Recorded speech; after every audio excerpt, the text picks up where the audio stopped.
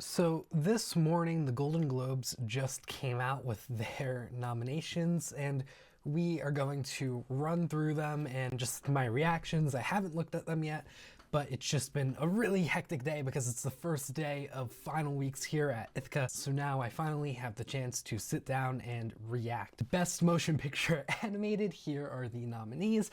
And yeah, I mean, the one big surprise, or I guess delight for me, is seeing Suzume here. I literally just watched Suzume a couple of days ago, actually, and the animation was incredible. And I was really afraid that it wouldn't get any attention anywhere. So to see it nominated at the Golden Globes is awesome. I hope it gets an Oscar nomination because the animation in that film is incredible. And do I think that it could win? No, there's no way it's winning anything when it's competing with Spider-Verse and Boy and the Heron, but a nomination is very nice, and I'm glad to see it here at the Golden Globes. There is one snub that I do notice, though, which is Chicken Run Dawn of the Nugget, which is going to be a Netflix release actually later this week. And yeah, it's kind of odd to not see it here just because it's that claymation, stop motion type of animation that's really impressive and looks pretty good. And also reviews for the film seem to be really positive. But obviously Disney has a huge advantage here with Elemental and Wish getting nominations, obviously. And then you got Mario just because it was such a box office hit. And then you got Boy and the Heron and Suzume both coming in from Japan, and Spider-Verse is just Spider-Verse is Spider-Verse. So I get why Chicken Run didn't get in, but personally I probably would have replaced either Wish or Elemental with Chicken Run. Best Picture non-English language is mostly what you would expect, except for Past Lives. That's kind of odd just because it's an American film, but yeah, I mean, I guess that there is some Korean here, but also like more than 50% of this film is definitely in English. But aside from that, this is pretty much what you would expect. At least I think this is what you would expect for the Golden Globes to nominate. Best Original Score, I'm sure that there's something missing here just because there have been a lot of great scores this year. But of these nominations, I think that they're all pretty great. I have not seen Zone of Interest or Poor Things yet, but both of their scores I know are supposed to be fantastic. And to see Boy and the Heron and Spider-Man get into here when they are both animated films is really awesome to me because their scores are incredible, but because they're animated films, it's a lot harder for them to get that kind of attention. So to see that happen for both of those films, I think is great. And I think Oppenheimer and Killers are both pretty obvious. Best Supporting Actress with Rosamund Pike getting in? What? Like, I don't know, that is really odd to me. It took me a second because I kept reading it. I was like, what is the weird thing here? Because I feel like that there's something I'm not realizing. And then I realized, holy crap, Rosamund Pike got nominated here. Like, I don't really know. I'm not the biggest fan of Saltburn. I thought it was good, but I just didn't find it, to really deserve a lot of nominations when there are so many good performances this year for, like, everything. I feel like this kind of ends Oscar campaigns for a few people here. America Ferrera, she's not nominated for this, and yeah, I mean, with how competitive this year is, I don't know if she really has a shot of getting back into the race.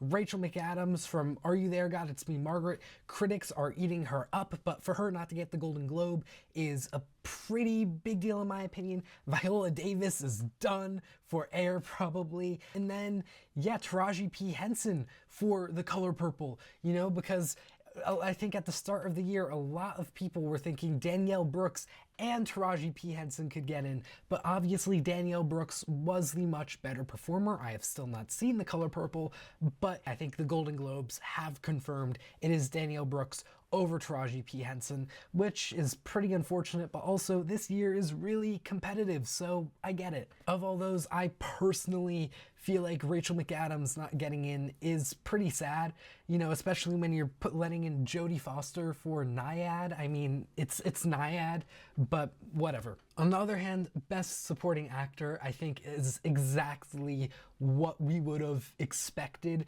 I guess the one sort of snub you could say for this is like Glenn Howerton, who I know has been trying to build up a campaign for Blackberry. Best Performance by an Actor in a Comedy or Musical, I think all these are pretty good. You know, I don't see anything wrong with any of these picks. I'm actually really glad to see Joaquin Phoenix get in here just because he was fantastic in Beau is Afraid, and I don't see him getting nominated really anywhere else. So to at least get a little attention from the Golden Globes is nice, but if this was down to 5 people, he would definitely be the odd man out, I think. And yeah, I mean, aside from that, it's exactly what you expect. Jeffrey Wright, Paul Giamatti, Matt Damon, and then Nicolas Cage and Timothée Chalamet both getting in just because, you know, there aren't that many comedies or musicals this year, so you just kind of have to fill the award with people. So yeah, that's why you got Cage, Chalamet, and Joaquin Phoenix, but I don't think any of those 3 have a shot whatsoever at the Oscar, nor do they have a shot at winning the award. Best Performance by an Actress in a Comedy or Musical.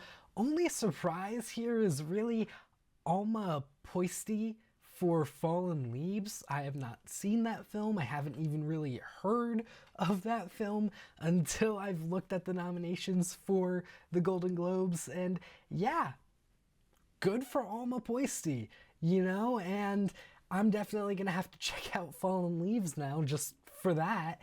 And yeah, aside from that, no surprises, you know. Glad to see that all the people that should be getting in are getting in. Fantasia Barrino, Jennifer Lawrence, even though she has no shot at the Oscar, it's nice that she's getting in here. Natalie Portman, Margot Robbie, Emma Stone. Yeah, just glad to see that they're all getting in. Best Performance by an Actress in a Drama, also no surprises here. You know, yeah, Gladstone, Mulligan, Huller, Benning, Lee, and Spaney.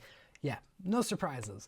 I mean, I did not like the performance from Annette Bening in Nyad personally, but who else were they really gonna nominate here anyways?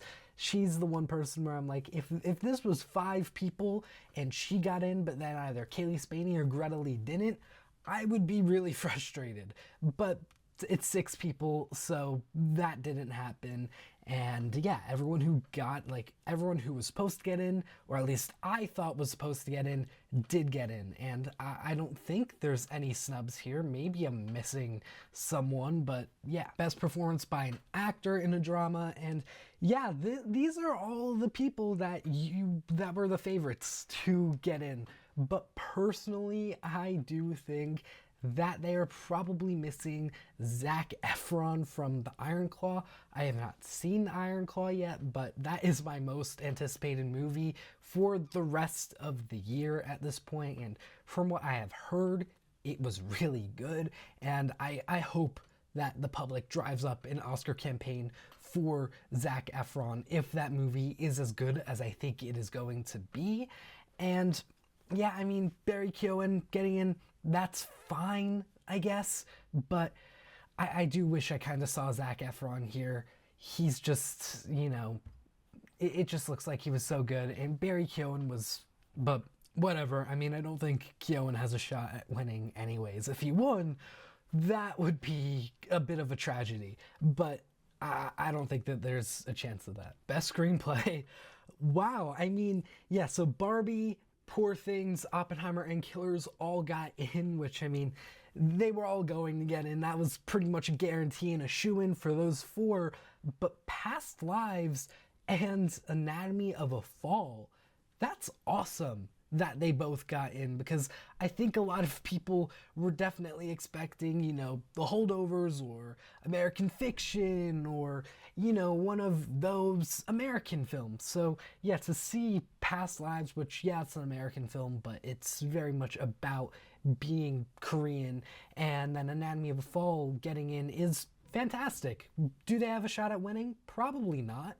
But yeah, this definitely pushes the Oscar chances for both Past Lives and Anatomy of a Fall, because I know that they've sort of been fringe Oscar contenders and candidates. So yeah, I think them both getting nominated here over American Fiction and The Holdovers, which have more so been like almost favorites to get nominated, is great to see. Wow.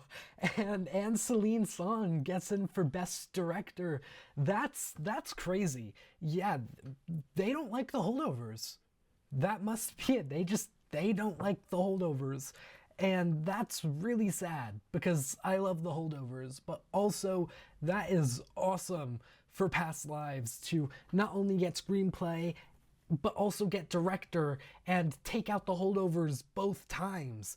Yeah, this is huge. I mean, wow. Aside from that, yeah, Bradley Cooper, Greta Gerwig, Yorgos Lanthimos, Christopher Nolan, Martin Scorsese, nothing out of the ordinary there, but wow, Celine Song gets in with the 6th nomination.